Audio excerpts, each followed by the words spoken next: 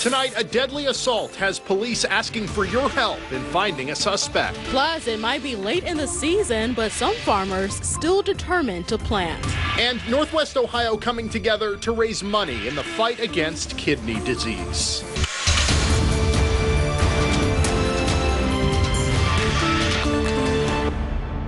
Welcome to WTOL 11 News at 11. Those stories are just moments away. But first, a weekend of sunshine. Sure was gorgeous, It was gorgeous outside. You got a chance to take a walk. I know, yeah, I did. It was excellent. Ryan Weekman tracking the overnight and the week ahead. Ryan, what are you seeing? Yeah, starting off with that overnight forecast with a chance for some showers that are going to move back into the picture. Although when you see the 10-day forecast, that rain is not as widespread as what it has been for the spring season. Here it is across Indiana. This is relatively steady, light to moderate sort of rain, and that's what you'll expect. You're going to wake up tomorrow morning. Most of this rain will be out of here, but everything's going to be a little bit damp. Let's run through that hour-by-hour forecast now. There's the showers after midnight that come past, so if you have the windows open, just something to keep in mind. We will be experiencing some rain tonight before temperatures take a jump this week. Show you just how warm it's going to get coming up in my 10-day forecast. Ryan, thank you very much. Our big story tonight, First Energy saying they're still trying to get the power up and running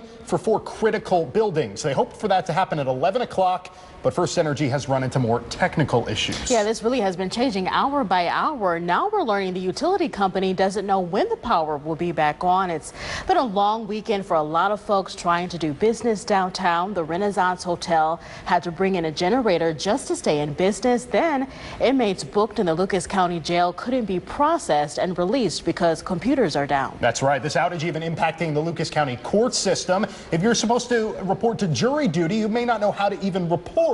So let's break all of this down. During our nonstop coverage of this power outage, the Renaissance Hotel was faced with a decision: cancel scheduled wedding receptions or improvise. Luckily, the weather cooperated. Those receptions held outside. We spoke with the general manager at the hotel, who said transparency with their customers helped them overcome the challenge. We had a wedding that was scheduled indoors. We moved it outside.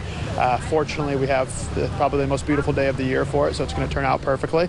And really just over-communicating to our customers what's going on and what we're going to do to make it a little bit more comfortable for them. At the Lucas County Jail, people booked there weren't able to make bail because of those computer issues. The power outage knocked out the jail's computer system. In the meantime, inmates will have to remain in jail until this outage is all sorted out. Being that the court system go by computers, you know, it can be unfortunate that the wrong person might be released and then they have no way of putting data into the system.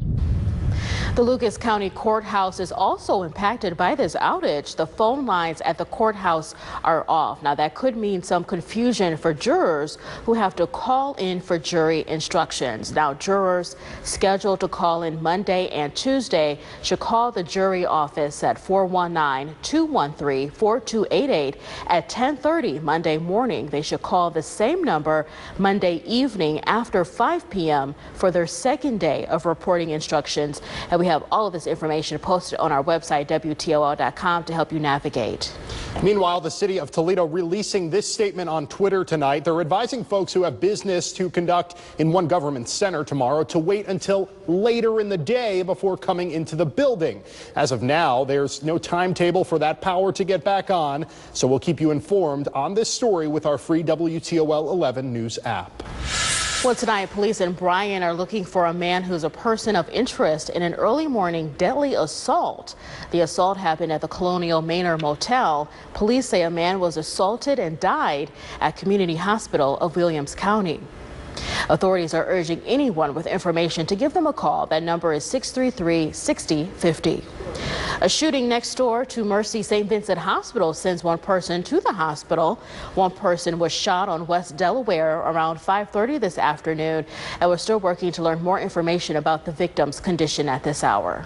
New details tonight on a person shot on West 4th Street in Fostoria. Police saying this happened around 9 a.m. after a fight broke out between two men. Amico McNeil from Toledo was taken to the hospital. His condition has not yet been released. The other person involved in this fight suffered suffered minor injuries. Police also confirming that McNeil traveled to Fostoria just moments before being shot.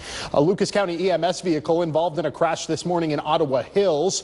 Police saying the collision was the result of another vehicle not pulling over when the EMS truck had its lights and sirens on. Both vehicles headed in the same direction along Secor. There were no serious injuries, but Ottawa Hill police stressed the importance of pulling over to your right-hand side and stopping when you hear or see emergency lights and sirens. Wet fields continue to put a damper on the planting season for farmers. Rain is again in the forecast tonight, which isn't helping the problem. Dick Berry reports that for many, time is running out. 3 straight days of warm, breezy, sunny weather. You'd think it'd be enough to dry out fields for area farmers, allowing them to get back to planting crops. Not the case. The dry year will scare you to death, and a wet year will starve you to death. Let's talk sweet corn. Jim Fall has 60 acres to grow in South Toledo. He got in his first planting on April 13th and uncertain of when he can plant his next round of corn in the soggy fields. At best, Jim expects a 75% harvest. Hopefully the corn should taste all right, but there was not going to be much of it. You know, it's going to be spotty, and we can't pick it with the machine. A lot of it's going to be hand-picked because some is tall, some is a week behind. Not exactly knee-high by the 4th of July.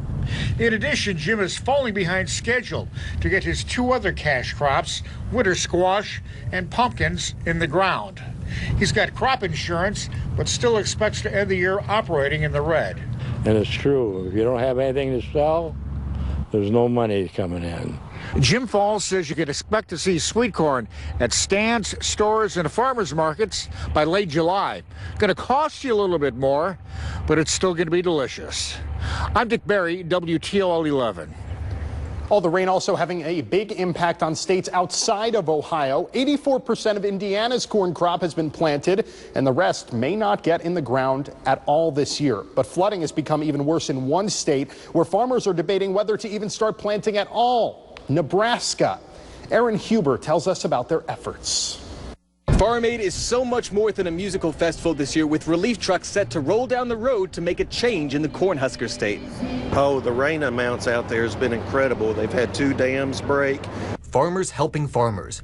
In a year where most of them are struggling, they still recognize where help is needed the most. So we've at least gotten our crops out this year. Most people have.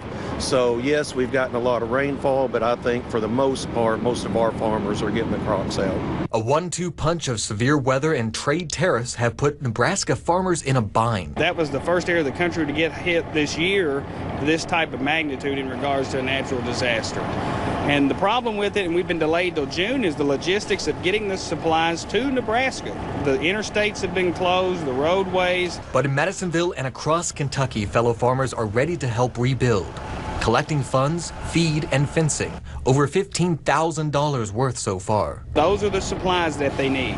We didn't want to have to send them supplies that would go into a storage area or container, you know. We wanted to get it on the ground, help farmers as soon as those supplies are delivered. Kentucky communities coming together. McLean, Muhlenberg, Davies, Henderson, Hopkins County. To help those in need. Having grown up on the river bottom ground and farm also, I know the struggle and how disheartening it is. I know one farmer said it was like losing a best friend to not be able to plant their crop this year. Driving more than just equipment. I'm looking forward to it. It's 825 miles. I talked to the farm that they're going to. They said when I get close, he'll help me. Making good neighbors in Nebraska and extending friendship. 13 hours away, it might be out of sight and out of mind, but I can guarantee you efforts like these give a spirit of hope to those that need it. There might come a time when we need help here in Madisonville, Evansville, or in the tri-state area. And I guarantee Nebraska will be watching on that TV to send help our way. Some farmers saying it could take years to rebound from this disaster of this planting season. We'll, of course, keep you up to date on future coverage of the plight of farmers on our free WTOL 11 News app. 1 out of the 5 people accused of murdering a local teen will stand trial starting tomorrow. James Seabers is accused of shooting and killing 16-year-old Alexia Carey back in March. Seabers is facing 3 charges, including murder. 4 others are charged in connection to Carey's death. The trial for an accused rapist is set to begin on Tuesday. Prosecutors say Richard Clark drugged his nanny after she refused his offer of a massage. Clark then allegedly told the victim to smell a lotion he was going to use for that massage. That's when she passed out, and Clark allegedly assaulted her. And a former nursing home employee getting her day in court on Tuesday. Shauna Eisner facing charges of involuntary manslaughter. According to court documents, she neglected a patient in August of 2017 while working at a nursing home. That patient later died. And you can stay up to date on these cases by downloading our free WTOL 11 news app. The Kidney Foundation of Northwest Ohio hosting its Kilometers for Kidneys fundraiser at Owens Community College today. Transplant donors and recipients walking together around the indoor track. There were also booths with information from local health experts, as well as raffle prizes, even some games for the kids. The funds raised will help with medical assistance, along with transportation to appointments and emergency financial assistance for kidney patients. Education is always very important. It's very important that a patient and a potential candidate for any type of service be their own advocate and stay educated and understand the difference, the different issues that you face with respect to kidney disease, whether it results in transplantation or dialysis, or if it's just a condition that you need to maintain throughout your life. The Northwest Kidney Foundation was founded in 1966 by a small group of concerned physicians.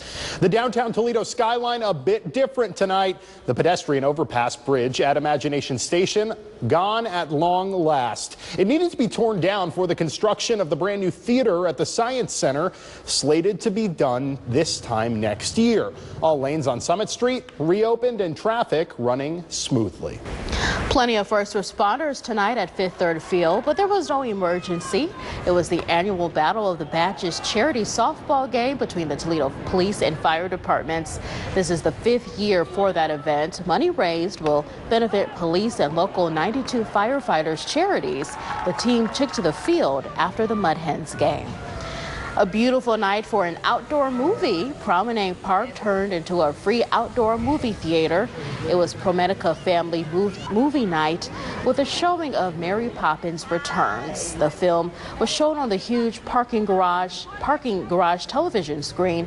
There was also entertainment and food trucks. The movie night was rescheduled from June 15th after being canceled because of bad weather. Meteorologist Ryan Weekman tracking some showers in the First Alert Weather Center right now. He'll help you plan your Monday. Straight ahead.